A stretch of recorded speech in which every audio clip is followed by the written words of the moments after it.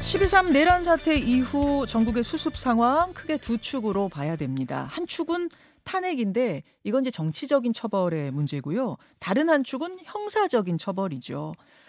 탄핵이냐 하야냐 뭐 어떤 결정이 나든 형사처벌은 별개입니다. 이 형사처벌을 위해서는 12월 3일 그날 밤 대체 무슨 일이 어떻게 벌어진 건지 좀 더 구체적으로 파악돼야 합니다. 특히 군과 국정원 등의 내부 제보가 잇따르면서 그날 밤에 조각들이 하나씩 맞춰지고 있는 상황이죠. 이번 계엄 사태 진상규명에 앞장서고 계신 분 지금부터 직접 만나보겠습니다. 국정원 출신 인사입니다. 민주당 박선원 의원 만나겠습니다. 어서 오십시오, 박 의원님. 안녕하세요. 네. 어제 출연하신 박범계 의원도 그러시던데 지금까지 제보가 상당히 많이 들어온다고요. 상당히 많지는 않고요. 네. 그렇습니다. 두 종류입니다. 하나는 네. 자기 방어, 자기 변명하는 거, 상황을 호도하는 그런 제보가 있고 또 진짜로 감춰진 진실에 대한 제보가 있고 두 종류가 있죠. 그렇습니까? 네. 지금 사실은 이제 조각 이야기들이 그렇죠. 막 나오고 있는 상황이라 조금 이게 복잡하기도 하고 헷갈리는 부분도 있는데 네. 가장 최근에 나온 것부터 제가 좀 질문을 드릴게요. 그러시죠.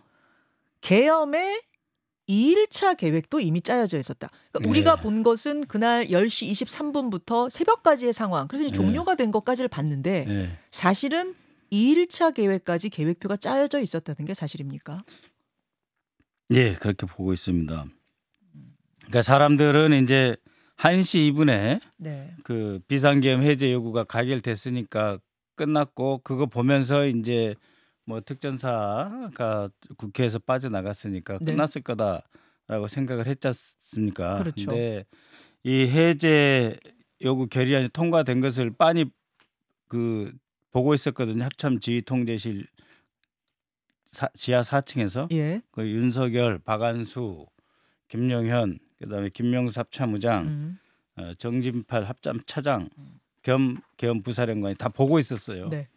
그러면서 바로 추가 지시가 내려갔습니다. 그는 이제 합참 지휘 통제실 시스템을 통해서 바로 내려갔는데 그것은 이제 익산에 있는 제7공수, 그다음에 충북 증평에 있는 제13공수를 즉각 파견할 준비에 지금 하라라고 명령이 내려가는데 이건 어떤 명령이냐면은 이제 그 전자 명령 시스템입니다. 그러니까는 그 곽종근 특전사령관하고 뭐 상의하고 이렇게 내려가는 것이 아니고 합동참모본부 지휘통제실에서 명령서를 작성해서 바로 쏴주는 거예요. 그러면은 이제 곽종근 특전사령관한테도 가지만 이 7공수, 13공수 여단장에 바로 지시가 내려가서 바로 임무 비상대기하고 바로 임무 투입 준비해서 기다려라. 이게 이제 2일 계획인데 이거는 이제 굉장히 심각한 문제예요. 그거는 이제 뭐 왜 그러냐면은 우리가 알기로는 이제 합참의장에게 계엄사령관 임무를 주지 않는 이유는 합참은 전군을 통제해서 혹시 북한이 오판하면 전시에 대비해라. 그렇죠. 해서 이제 합참의장은 전군을 통제하고 무력을 가지고 있고 북한을 보고 있어야 되고 계엄사령관 박안수는 육군총장이니까 들어와서 육사끼리 계엄 국내에 서울의 계엄을 장악해라 이렇게 돼 있잖아요. 그렇죠. 그런데 지휘통제실 지하 4층에 딱 들어가는 순간 합참의장을 제낀 거죠. 그래서 계엄사령관 박안수, 그다음에 계엄부사령관 정진팔 합참차장이 김용현과 윤석열의 지시를 받아가지고 추가 지시를 내린 겁니다. 그러니까 뭐냐면은 합참을 제끼고 계속해서 추가 부대에 그 합류 지시를 내릴 수 있게 합참을 무력화시킨 거예요. 일단 시간이 지금 제가 귀에 지금 꽂혔는데 새벽 그러니까 아침 5시 30분이면 이때는 우리가 이미 계엄 해제안이 국회에서 통과되고 계엄이 선포되기 전에 국무위원들이 안 모여서 지금 못하고 있습니다. 그때 아니에요? 그때 그러니까는 1시 2분에 통과가 돼가지고 그 곽정근 이제 사령관 특전사령관 말은 자기가 1시 6분 7분에 그걸 처음 보고받고 아무래도 일단 그 국회 건물 밖으로는 빼라. 완전히 다 철수는 아니고 그런 상황에 여기서 그 지시가 내려간 거죠 오히려. 아 지방에 있는 공수부대들 올라와라 명령을 했고 그 지시는 한 5시 30분에 해제가 됩니다. 아침 5시 30분에. 그러니까 해제가 된 게 5시 30분. 그럼 올라와라 지시가 있었던 거? 1시 반 언저리가 되는 거예요. 그러니까는 해제 요구 결의안을 보면서 추가 지시가 내려간 거죠.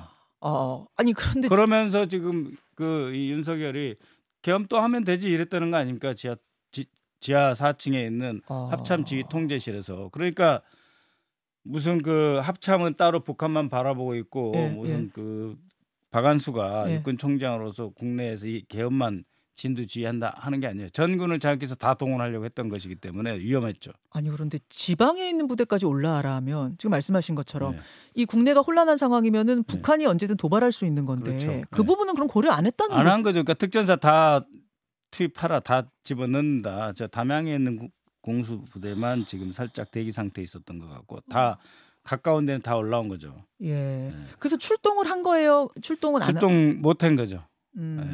그 후에 5시 반쯤에 이제 이 계엄이 해제가 되면서 선포가 되면서 계엄이 해제가 되는 게 아니라 공식적으로 윤석열이 어떤 형식으로든지 포고문이나 공식 그 발표 문서화된 그 계엄 해제는 없어요. 지금도.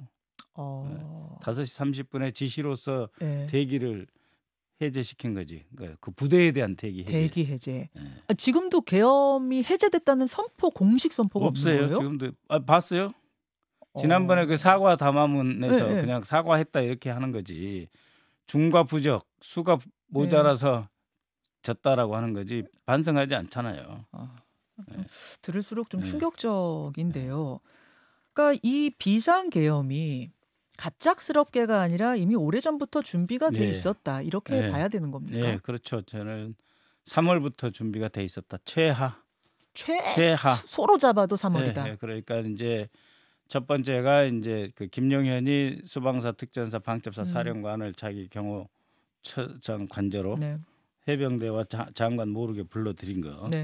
그리고 이제 방첩사령부에서 범해에 있는 우리 그 한미연합훈련 기간에 그 각 부대를 어떻게 배치하고 어떤 역할을 줄 것인가 도상훈련에 들어간 거. 또 3월부터 이상민 그 행안부 장관이 우정수 국가수사본부장을 데리고 신원식 국방장관은 알리지도 않은 채 그 방첩사령부를 방문해서 여인영과 함께 이것에 대비해서 방첩사령부하고 국가수사본부 어떻게 협력할 것인가 논의하고 그때부터 실제로 합의 문서가 작성이 되잖아요. 6월 28일 날 방첩사령부하고 국가수사본부하고 협의 문서를 작성하는데 거기에 합동수사본부 설치 시 수사관 차량 등 지원 이렇게 내용이 있지 않습니까? 그런 것들을 봤을 때 최소로 잡아도 3월이다. 이렇게 보시는 거예요. 국정원 출신이니까 이 부분도 잠깐 좀 짚고 가겠습니다. 국정원의 1차장 홍정원 차장은 전화가 와가지고 뭐 누구누구를 체포해라라는 명령을 받았다는 거고, 그래서 과천이라는 수감시설까지 특정이 됐다는 이야기인데 그렇게 알고 있습니다. 국정원장은 금시초문이다 아니다 또 이렇게 얘기하고 거짓말이죠. 있어요. 그러니까 이제 8시에 윤석열이 홍장원한테 전화해서 중요한 지시가 10시에 2시간 후에 올 거니까 핸드폰 가지고 잘 대기해라 이랬던 거고 10시에 이제 윤석열이 전화를 해서 이미 자기들 다 알고 있었어요. 계엄한다는 거는 홍장원도 이미 알고 있었어요. 그 전부터. 그래요? 핵심이잖아요. 근데 지시가 뭐냐면은 이제 대공 수사권을 복원시켜주겠다. 인력하고 자금 다 대주겠다. 이번에 다 정리하자. 쓸어버리자. 이렇게 하면서 방첩사령관하고 협력해가지고 그 명단 내려올 것이니까 잘 처리해라. 이렇게 된 거죠. 그래가지고 방첩사령관에게 전화를 했어요. 전화를 했더니 명단을 쫙 불러주고 그러면서 그 이야기를 하더라는 거죠. 일단은 위치 추적부터 좀 해달라. 라는 것을 듣고 11시 30분에 조태용한테 독대 보고를 갔어요. 독대 보고를 간 이유는 수사국은 지금 황원진 제2차장 밑에 대공수사국 대신에 이름이 바뀐 안보정보국이 있어요. 국정원 제2차장. 그러니까 황원진이 이 일을 해야 돼 하면은 홍장훈은 그것을 동원할 무력이 없어요. 대테러국밖에. 그러니까 이제 대통령이 이야기한 대공수사국 직원을 동원하려면은 황원진한테 가야 되니까 원장한테 보고를 해야 되잖아요. 그런데 원장이 보고를 하니까 내일 아침에 봅시다 이랬다는 거예요. 그거 뭐예요? 네가 알아서 다 처리하고 네가 죽든지 살든지 알아서 해라 하는 거잖아요. 그럼 둘 중 하나를 했어야 돼요. 자기가 홍장훈 있는 자리에서 상원진 2차장을 불러다가 같이 해라. 지시를 하든지. 아니면은 이거는 안 된다. 안 된다. 정치 불관의 원칙에 의해서 국정법에 위반되니까 내가 대통령한테 보고하겠다 해야 되는데 안 한 거죠. 그렇게 안 한 이유는 뭐냐면 9시 경에 이미 비상 임시 국무회에 참석을 해서 거기서 계엄 선포의 하는 국무회의 통과를 보고 왔죠. 원래는 국정원장은 국무회의 참석 멤버가 아니에요. 예. 거기 갔다 왔잖아요. 그래도 11시에 홍장훈이 보고하니까 사실 내가 이번에 갔다 왔는데 아무래도 이거 하면 안 되겠지 이렇게 했어야 되죠. 잠시만요. 제가 여기서 조금 헷갈리는데 지금 국무위원 11명, 대통령과 국무총리 포함해서 11명이 심의를 열었다는 건 우리가 알고 있잖아요. 예, 거기에 국정원장이 갔어요. 이 자리에 국정원장이 있었습니까? 그럼 11명 외에 더 있었던 거예요? 왜냐하면 국정원장은 대통령 직속이기 때문에 국무위원이 아닙니다. 국무위원은 총리의 관할을 받는 거고. 그러니까 국정원장은 거기에 갔기 때문에 이미 알고 있는 상황이어서 그럼 내일 봅시다 한 거는 어떤 의미로? 자신은 저는 이제 이건 추측입니다만은 내일 봅시다 한 거는 아니 괜히 불렀겠어요 국정원장을? 국무위원이 아닌데. 그래서 윤석열이 뭔가 지시를 했을 겁니다. 내가 이미 홍장훈이한테 대기 지시를 해놨다 이런 걸 했겠죠. 그러니까 내일 봅시다 한 거죠. 이거는 내가 더 이상 지시할 필요가 없구나. 이미 대통령이 홍장훈한테 지시를 했구나. 그렇게 알고 있을 거 아니에요. 혹은 더 적극적으로 개입할 수 있는데 이게 조금 나중에 뭔가 문제가 생길 수도 있으니 난 좀 피해보겠다라는 걸 쓸 수도 있을까요? 그렇지는 않았을 것입니다. 왜냐하면 이 사람이 초대 윤석열 정권의 주미 대사 안보실장을 하고 국정원장으로 왔잖아요. 그래서 그럴 사람 아니에요. 그럼 내일 봅시다는 그대로 수행해라라는 의미로 네가 수행하고 네가 책임지고 성공하면 이제 떡밥을 나눠 먹는 거고 그런 거죠. 알겠습니다. 지금 윤 대통령과 김용현 전 국방장관이 이번 계엄의 주동자인 건 명백하고 그 외의 관련자들 방첩사령관이랑 다 주동자죠. 그러니까 주동자의 범위를 어디까지 잡아야 되냐면요. 내란죄에서 작당하여 병기를 지참하고 군이나 국가를 위협하는 행위가 다 군형법상 내란죄이거든요. 그 작당한 사람들이 다 주동자죠. 지금 이제 보면서 조금 헷갈리는 것이 군인들이 지금 서로 나와서 이러이러했는데 나는 그걸 따르지 않았습니다. 혹은 소극적으로 따랐습니다. 이렇게 얘기를 막 앞다투어하고 있는데 그러다 보니까 이게 항명죄에 적용될까봐 소극적으로 정말 이렇게 했던 것인지 아니면은 지금 회피하려고 그런 것인지 이게 좀 헷갈려요. 영국 속담에 그런 말이 있습니다. 실패하면 고아가 1000명이고 성공하면 아버지가 1000명이다. 그러니까 성공하면 다 내가 이 자식을 낳았다. 내가 아버지다. 내가 만들어낸 사람이라 이러는 거고 실패하면 난 아니다. 저거 내 아들 아니다. 내 자식 아니다. 다 버리는 거죠. 그래서 지금은 다 각자 도생 살려고 변명하는 거지. 성공했다고 생각해 보세요. 그 사람들이 그런 말 했겠어요. 지금 뭐 하고 있겠어요. 각자 도생이라고. 다 국민들 때려잡고 지금 이미 여기도 들어와 있었을 거예요. CBS도. 성공했었으면 다 지금 장악해 있고. 참 끔찍한 일이죠. 그건. 김현정 뉴스는 못했겠죠. 상상하기도 힘든 일인데 결국은 그것도 새겨 들어야 된다. 골라 들어야 된다. 그 말씀이세요. 자기들이 언제부터 그렇게 반성했습니까? 제가 경고를 수없이 많이 했어요. 국정감사 기간이나 여러 차례 국방위원회 전체 회의 열릴 때마다 장관에게도 경고했고 국정감사장에 가가지고 박안수 육군총장에도 경고했어요. 절대 하지 마라. 그리고 그 자리에 왔던 특전사령관 그리고 수방사령관한테도 분명히 이야기했어. 당신들 3인방 모임 갔지. 절대 하지 마라. 여인영에도 제가 몇 차례 경고했어요. 그 방첩사령부는 정보위원회 소속이거든요. 국회에. 제가 정보위 간사입니다. 몇 차례 경고를 했습니다. 하잖아요. 근데 지금에 와서 억울하다 어쩔 수 없다 이런 얘기 하는 게 그럼요. 특히 그 박안수 육참 총장 이번 계엄의 계엄사령관으로 내가 임명이 됐는데 나도 깜짝 놀랐고 포고령 보고 깜짝 놀라서 법적인 검토 됐냐고 했더니 김용현 장관이 법적 검토 끝났다고 했다. 그러면서 안 따르면 항명죄라고 해서 이제 어쩔 수 없이 따랐다는 취지로 국회에서 얘기했는데 그런 말 안 했고요. 제가 항명죄 이런 말은 안 했고 그런 얘기 안 했대요. 그 포고령 법적 검토 끝났냐? 그래서 김영희 법적 검토 끝났다. 그러면은 그 지시를 하는데 지금 국방장관이 지시하는 것이 맞냐? 그러니까 내가 윤석열 대통령한테 권한을 다 위임받았으니 내 지시 받는 게 맞다. 그래서 그대로 따라한 거예요. 자기가 포고령에서 바꾼 거는 2024년 12월 네. 3일 10시에서 11시로 바꾼 거밖에 없어요. 이미 10시가 지났는데 10시로 돼 있길래 네. 11시로 바꿨다는 그거 거죠. 외에는 단 하나도 자기가 고치거나 뭐 항변하거나 반항하거나 이런 거 없습니다. 일체 다 거짓말이에요. 아니 그 사람이 네. 그 10월 1일 국군날 행사에 시가진 행진하게 3일 만에 5일 만에 결정인가 해갖고 추진한 사람이잖아요. 군을 동원해 봤잖아요.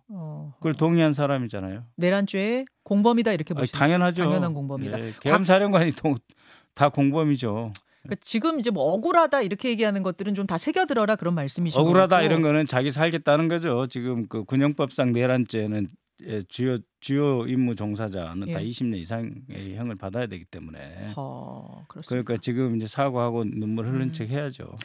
곽종근 특전사령관 같은 경우에는 그 금요일이었던가요? 김병주 의원하고 박선원 의원도 거기 계셨었잖아요. 같이 라이브 방송하면서 이런저런 그날의 상황들에 대해서 다 이 얘기를 해줬던 인물인데 어제 JTBC 보도에 의하면 익명의 특전사 간부가 곽종근 특전사령관 적극적으로 정치인들 국회에서 끌어내리라고 지시한 사람이다.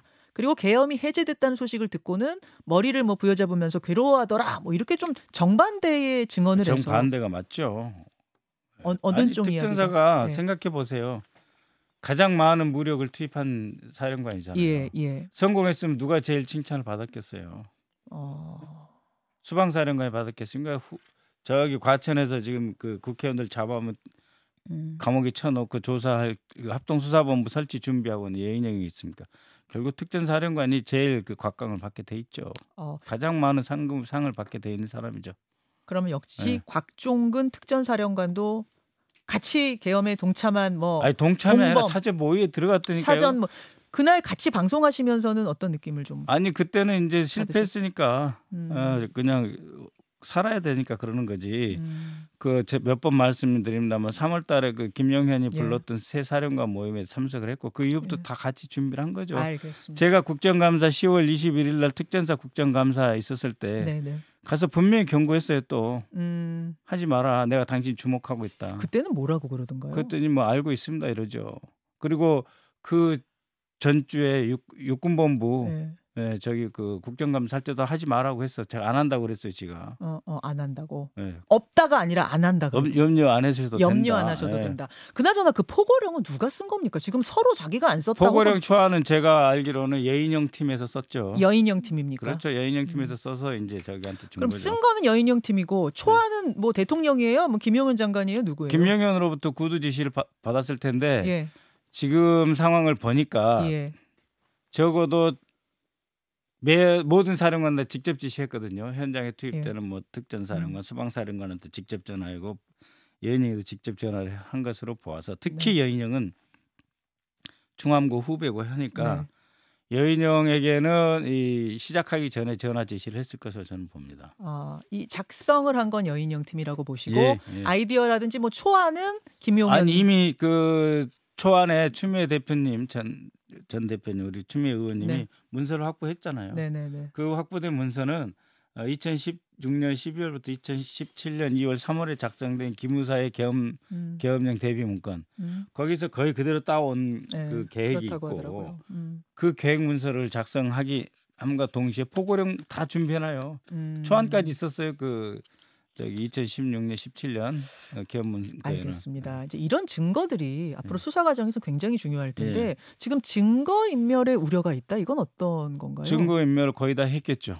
지금 여인영 같은 경우에도 이 토요일 7월 7일 국회 정보위에 잠깐 와서 제가 뭐라고 했는데 그때도 저기 그 누구누구 잡아라 하는 지시 다 지가 메모를 했는데 지금 기억에는 하나도 없고 그 메모도 자기가 어디다 뒀는지 모르겠다. 벌써 그렇게 거짓말 하더라고요. 그러니까 기억나지 않는다. 지가 받아 적은 메모는 어디 있는지 모르겠다. 다 처리했다는 거 아닙니까? 그러면서 계속 거짓말을 하더라고요. 저한테. 그런 걸로 봤을 때 좀 시급하게 증거를 확보하는 작업이 필요하겠네요. 뭐 늦었지만 지금이라도 해야죠. 알겠습니다. 알겠습니다. 한 1분 정도 남았는데 대통령 구속 가능성 어떻게 보세요? 구속해야죠. 가능성이 매우 높다고 생각합니다. 네. 검찰이 마치 그 사냥감을 본 하이에나처럼 달려들 텐데 내란죄라고 자기가 그 김용현에 대해서 적시를 했잖아요. 네. 그러면은 넘겨야죠. 국수본으로. 자기가 내란죄라고 지금 김용현을 구속영장을 청구를 했잖아요. 구속영장이 적었죠. 그리고 네. 윤석열이 네. 공모했다고 적었잖아요. 네. 그게 내란이잖아요. 네. 그러면은 바로 넘겨야죠 국수본으로. 알겠습니다. 왜 자기가 갖고 있습니까? 여기까지 상황들 정리해봤습니다. 민주당 박선원 의원님 고맙습니다. 박선원 TV 구독 부탁합니다. 고맙습니다. 네. 김현정의 뉴스쇼는 시청자 여러분의 참여를 기다립니다. 구독과 좋아요, 댓글 잊지 않으셨죠? 알림 설정을 해두시면 평일 아침 7시 10분 실시간 라이브도 참여하실 수 있습니다.